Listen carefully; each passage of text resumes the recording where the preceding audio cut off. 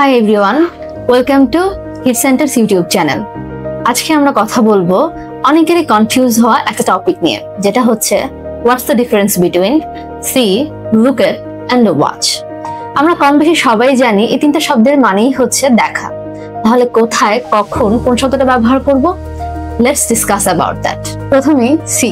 C মানে কোনো কিছু ন্যাচারালি চোখে পড়ে যাওয়া বা কোনো কিছু দেখা without making N effort. For example, I see this cat every day. That means আমি প্রতিদিন এই বিড়ালটি দেখি। আমি চাইনি তবুও চোখে পড়ে গেছে। এমন সিচুয়েশনে আমরা সি শব্দটি ব্যবহার করব।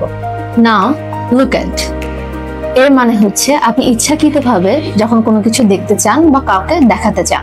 For instance, come look at this picture. আপনি কাউকে একটা ছবি দেখতে বলছেন বা দেখাতে চাচ্ছেন। এমন ধরনের সিচুয়েশনে আমরা লুক এট শব্দটি ব্যবহার করে থাকি। নেক্সট হচ্ছে ওয়াচ। ওয়াচ মানে যখন আপনি লং টাইম ধরে কোনো কিছু অবজার্ভ করেন। For example, he is watching a movie. আমরা যখন কোনো মুভি দেখি তখন আমরা শুধু তাকিয়ে থাকি না, আমরা মনোযোগ দিয়ে সেটা বোঝার চেষ্টা করি। অতএব কোনো কিছু ফোকাসড হয়ে দেখা বোঝাতে আমরা ওয়াচ শব্দটি ব্যবহার করব। নাও সিমিলারলি হিয়ার আর লিসেন টু এর মধ্যেও কিছুটা পার্থক্য রয়েছে, যদিও দুটো শব্দের মানেই হচ্ছে শোনা। হিয়ার মানে হচ্ছে যখন আমরা ন্যাচারালি কোনো শব্দ শুনি। For example, did you hear that noise? মানে কোনো শব্দ শুনতে যখন আপনাকে কোনো এফোর্ট দিতে হয় না, সেই শব্দ শোনা বোঝাতে আমরা হিয়ার শব্দটা ব্যবহার করে থাকি। নেক্সট হচ্ছে লিসেন টু। লিসেন টু মানে যখন আপনি মনোযোগ দিয়ে কোনো কিছু শোনেন। For example, are you listening to me? মানে আপনি চাইছেন কেউ আপনার কথা ফোকাসড হয়ে শুনুক।